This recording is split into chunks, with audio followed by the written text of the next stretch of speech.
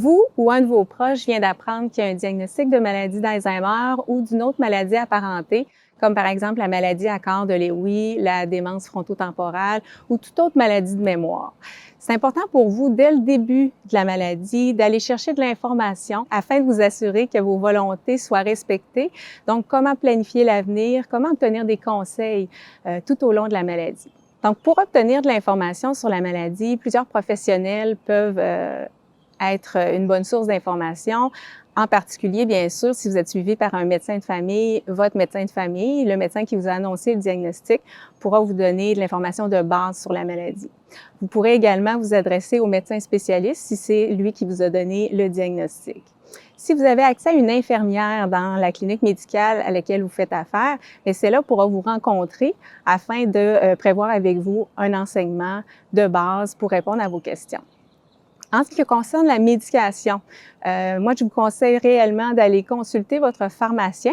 Celui-là pourra vous donner beaucoup d'informations en lien avec la gestion de votre médication, les effets secondaires et pourra même en discuter avec le médecin au besoin. Si vous n'avez pas accès à des professionnels dans une clinique médicale pour obtenir de l'information, sachez qu'il y a des organismes communautaires qui vont pouvoir vous être d'un très grand support, comme par exemple la Société d'Alzheimer que vous pouvez contacter par téléphone ou que vous pouvez aller consulter leur site web, obtenir des documents, etc. Quand on dit d'aller chercher de l'information, c'est bien beau, mais par où je commence? Qu'est-ce que j'ai besoin de savoir au niveau de la maladie? Bien, c'est sûr que de connaître un peu la cause de la maladie, de savoir un peu qu'est-ce qui se passe dans notre cerveau qui peuvent expliquer certains symptômes qui vont apparaître, bien, ça va être rassurant pour vous. Également, d'avoir de l'information sur l'évolution. Est-ce que je peux m'attendre à certains stades? À quoi je dois m'attendre quand la maladie va évoluer? Si jamais une médication est prescrite, parce que dans certaines maladies comme la maladie d'Alzheimer, il existe de la médication qui peut être prescrite pour stabiliser certains symptômes ou tout simplement retarder l'évolution de la maladie. Eh bien, c'est important d'en connaître les effets secondaires, les effets thérapeutiques également, et de savoir quels sont les éléments qu'on doit surveiller en lien avec cette médication-là. Autre élément important, c'est d'aller chercher de l'information sur comment la maladie va changer la communication entre moi et mon proche. Comment je peux avoir des trucs, conseils afin de garder une relation harmonieuse et de savoir comment rassurer mon proche et moi-même être rassurée par l'évolution qu'il va y avoir et les changements que je vais observer au niveau du comportement ou de l'humeur de mon proche. Donc, que vous ayez cherché de l'information avec n'importe quel des professionnels, moi, ce que je vous suggère, c'est d'être accompagné. N'hésitez pas d'être accompagné d'un de vos proches ou même de plusieurs de vos proches. Même lors du moment de l'annonce du diagnostic, c'est important. Ces gens-là vont vous accompagner tout au long de la maladie et c'est important qu'ils entendent la même chose que vous et qu'ils puissent être un support pour vous également. Donc, s'ils sont présents lors de l'annonce du diagnostic, qu'ils reçoivent la même information que vous, eh bien, vous seront des alliés là, pour vous en lien avec l'évolution. Si vous êtes proche aidant, c'est important également que la personne soit présente, votre proche soit présent pour que vous puissiez ensemble planifier là, la suite des choses. Au fur et à mesure que votre maladie progresse, vous pourriez avoir de plus en plus de difficultés à exprimer vos volontés ou à faire certains choix. Certaines activités de la vie, dans la vie quotidienne, peuvent être plus difficiles à réaliser et peuvent être une source de stress pour vous ou pour votre proche. Une des façons de faciliter votre quotidien au niveau de la gestion des finances serait, par exemple, d'offrir à un de vos proches en qui vous avez confiance, d'obtenir une procuration bancaire afin de pouvoir vous aider à gérer vos comptes lorsque vous ne serez plus en mesure de le faire seul. Une autre façon serait également de payer vos comptes par prélèvement automatique, ce qui est beaucoup plus facilitant et qui vous enlève un stress dans la vie de tous les jours. Vous pouvez avoir également des procurations dans les grandes institutions comme Hydro-Québec, la Régie de l'assurance maladie du Québec.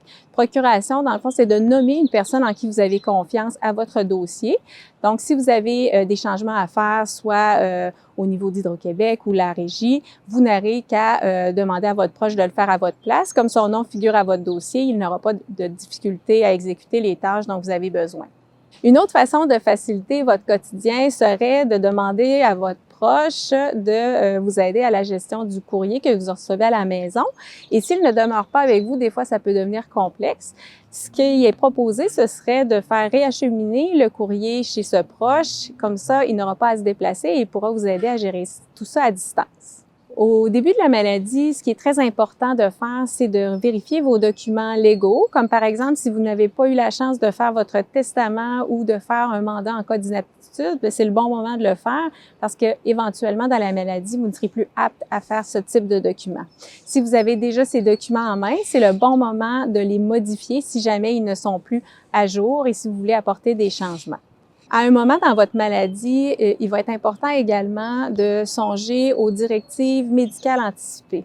Qu'est-ce que c'est ça, les directives médicales anticipées? C'est un document que vous pouvez compléter à la Régie de l'assurance maladie qui va exprimer vos volontés en fin de vie. Vous allez pouvoir déterminer si vous désirez accepter ou non certains soins, comme par exemple, si vous avez un arrêt cardiaque, voulez-vous être réanimé? Voudriez-vous être, par exemple, si vous n'êtes plus capable de respirer par vous-même, être mis sur des appareils de ventilation ou si vos reins ne fonctionnent plus, recevoir de la dialyse. En complétant ces documents, vous allez pouvoir accepter ou refuser de recevoir ces 5 soins. Pour vous aider avec la gestion de ce quotidien qui peut être parfois complexe, il peut parfois être nécessaire de consulter une travailleuse sociale qui pourra vous venir en aide et pourra même faciliter la compréhension de tous ces documents complexes avec vos proches. La travailleuse sociale est disponible habituellement si vous êtes suivi en GMF directement dans votre clinique médicale. Si par contre vous n'êtes pas suivi par un médecin de famille, vous n'avez pas accès à une clinique médicale, vous n'avez qu'à faire le 811 et une intervenante vous référera à une travailleuse sociale de votre CLSC. Notre organisme vous propose beaucoup d'informations. Il est important d'apprendre à comprendre la maladie et aussi les manifestations qui s'y rattachent. À la Société Alzheimer de Québec, vous pourrez trouver une mine d'informations. D'emblée, je vous conseillerais d'aller visiter notre site web afin de pouvoir un petit peu magasiner. Au même titre que lorsqu'on fait du magasinage en ligne, mais on peut magasiner avant d'acheter. La différence, c'est que c'est nos services sont gratuits. Alors, pour mieux comprendre la maladie, vous allez aller dans l'onglet des services où est-ce que vous avez pouvoir accès au centre de documentation. Il y a beaucoup de dépliants, d'informations spécifiques parce que la maladie d'Alzheimer, c'est pas simplement la maladie d'Alzheimer. Il y a d'autres maladies apparentées aussi, telles que la maladie de Corder-Lewis, cardiovasculaire, frontotemporale, qui aussi font partie des atteintes cognitives. Donc, chaque aidant, ne faut pas hésiter si c'est une affection plus rare ou méconnue ou atypique. Oui, on est là pour vous aussi. Alors, dans notre onglet des services, vous allez pouvoir aussi constater dans le centre de documentation différentes modules qui vont vous permettre de répondre à vos besoins spécifiques. Vous allez trouver aussi des stratégies. Comment aborder des sujets délicats avec votre proche. On a un guide pratique qui s'appelle Lumière sur les maladies d'Alzheimer et apparentées que nous offrons là, vraiment dès le début du diagnostic afin de bien vous accompagner, bien comprendre les étapes que vous allez traverser. Une fois que tout ça est vraiment, bon, vous avez magasiné, vous avez vérifié tout ce qui pourrait répondre à vos besoins, je vous invite à nous appeler. Parler à moi, à mes collègues qui sont intervenants aussi, afin de bien répondre à vos besoins. Alors, beaucoup de gens hésitent à nous appeler. Oui, il y a le choc de l'annonce du diagnostic pour le proche, pour la personne elle-même. Souvent, la personne va tarder. Va dire, on va attendre que mon conjoint l'accepte. On va attendre que mon proche en parle avant de vous appeler. C'est très important de passer à l'action. Beaucoup vont nous dire, on va traverser la rivière quand on sera rendu au pont.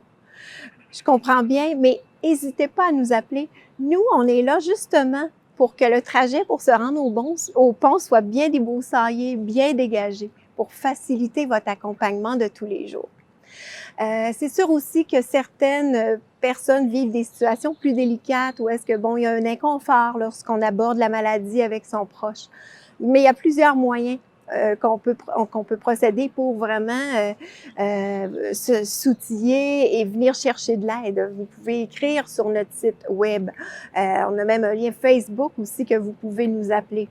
Beaucoup de gens vont me laisser des téléphones en disant « Pouvez-vous me rappeler à telle heure spécifique? » en sachant qu'on va pouvoir parler librement de sujets des fois qui est un petit peu plus difficiles, autant pour le proche que pour la personne elle-même.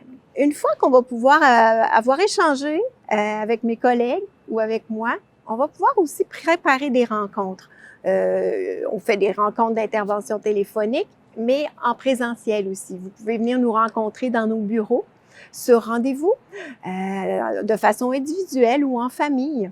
Alors, à ce moment-là, moi, je vous présente la gamme de nos services afin de bien cibler vos besoins. Mais si c'est d'en apprendre davantage sur la maladie, de mieux prévoir l'avenir, si vous avez plein de questionnements, on va pouvoir vous diriger selon les services possibles de notre organisme. Un service qui est très pertinent aussi quand on veut avoir une belle vue d'ensemble et avoir une globalité de tout ce qui touche, qui gravite autour de la maladie, c'est notre groupe de soutien et d'information aux proches aidants. C'est des services gratuits où il y a un faible coût uniquement là, pour le recueil d'informations que l'on fait imprimer. Mais toutefois, dans ces rencontres-là, il y a des ateliers thématiques d'une durée d'environ 2h30, 3 heures, où est-ce que là, on aborde la maladie, comprendre la maladie, la relation d'aide, les ressources disponibles qui peuvent se mettre qu'on peut vous proposer afin de vraiment vous préparer un filet de sécurité pour bien vous accompagner actuellement ou dans les années qui suivent. Il y a le volet légal, où est-ce qu'il y a un notaire qui vient souvent nous parler là, de tout ce qui est procuration, mandat d'inaptitude ou de... alors, c'est vraiment tout ça qui fait que ça permet un petit peu de se sécuriser. Parce que souvent, quand on est aidant, proche aidant ou en couple, la maladie fait que des fois, les rôles sont inversés. Hein? Ou si on n'était pas habilité au niveau comptabilité, gestion des finances, et que là, on doit s'occuper de tout ça, bien, c'est important de se mettre de l'avant. Hein? Parce que, comme je dis tout le temps, si on n'est pas assez outillé, ben, on peut regretter d'avoir fait des choix. Alors, n'hésitez pas à nous informer. Toujours dans ce groupe de soutien et d'information, il y a toujours aussi d'adapter le quotidien. C'est un atelier qui est très intéressant, qui des fois même déborde un peu parce que chaque personne est unique. Les manifestations de la maladie aussi sont uniques, donc on adapte de façon personnalisée le service. Ce sont le groupe de soutien peut varier sur 5-6 semaines, d'environ 2h30, 3 heures chacune. Pour ceux où est-ce qu'ils trouvent que ça demande trop d'engagement, ben on a une formule de façon sporadique, où est-ce qu'on n'a pas besoin d'inscription, qui s'appelle le groupe des roseaux. C'est un groupe d'entraide, où est-ce que ce sont des aidants qui se présentent, permet d'échanger leur quotidien, leur expérience, de briser l'isolement aussi, et de trouver du soutien, du réconfort. Ça, c'est vraiment au besoin. Vous n'avez pas besoin de vous inscrire, c'est gratuit, et vous pouvez vous présenter à la société. L'horaire est vraiment sur notre site web ou appeler une intervenante afin là, vraiment de valider vos attentes si ça répond bien. Du côté des personnes qui reçoivent un diagnostic, on offre aussi un groupe qui s'appelle le groupe Parole, où est-ce que les gens qui viennent d'être diagnostiqués et qui ont besoin d'échanger, de briser l'isolement, de prévoir aussi leur avenir, veulent participer. Alors, entre eux, ils s'échangent des petits trucs, ils peuvent aussi se questionner. On en a qui vont nous dire, est-ce que c'est vrai que je vais perdre mon permis de conduire? Comment je peux faire par la suite pour trouver des trucs et stratégies pour bien s'outiller dans leur quotidien, limiter ou essayer de se donner des trucs pour éviter d'égarer des objets ou d'acheter des objets en double ou en triple. Alors, c'est un groupe qui est vraiment intéressant pour les personnes en début de maladie. Bien sûr, on s'est adapté aussi aux besoins. Alors, on a créé des formules de conférences, de webinaires, des rencontres Zoom, afin de pouvoir, c'est ça, aller chercher l'accessibilité plus facile à tous. Qui d'autre peut me donner de l'information sur ma situation de proche aidant? En tant que proche aidant, on se pose toutes sortes de questions et c'est bien naturel. Plusieurs organismes peuvent vous donner de l'information, plusieurs endroits où vous pouvez trouver l'information aussi, que ce soit évidemment sur le web, que ce soit par le biais de conférences, par des journées d'information, par des séances d'information. Évidemment, en tant que proche aidant, on se pose beaucoup de questions. On se pose des questions sur nous, mais on se pose des questions aussi sur la maladie de notre aidé. Il y a toutes sortes d'informations qui peuvent être intéressantes pour vous. Par exemple, la maladie de l'aidé.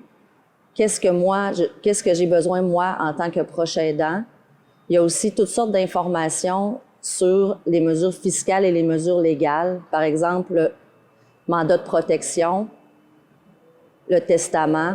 Vous pouvez aussi trouver de l'information sur les normes du travail en tant que proche aidant. L'important, c'est que vous sachiez où vous pouvez trouver l'information. Donc, vous pouvez la trouver directement dans les différents organismes. Mais si vous ne connaissez pas les organismes, vous pouvez téléphoner au service Info Aidant où il y a des conseillers proches aidants qui vont pouvoir répondre à toutes vos questions. Ce qui est important que vous sachiez, c'est que lorsque vous cherchez de l'information, peu importe par quel biais, cette information-là, vous allez la trouver de manière tout à fait gratuite. Par exemple, dans la région de la Capitale-Nationale, vous pouvez trouver de l'information directement dans certains organismes. Il y a entre autres la QDR, qui est l'Association québécoise de la défense des droits des retraités.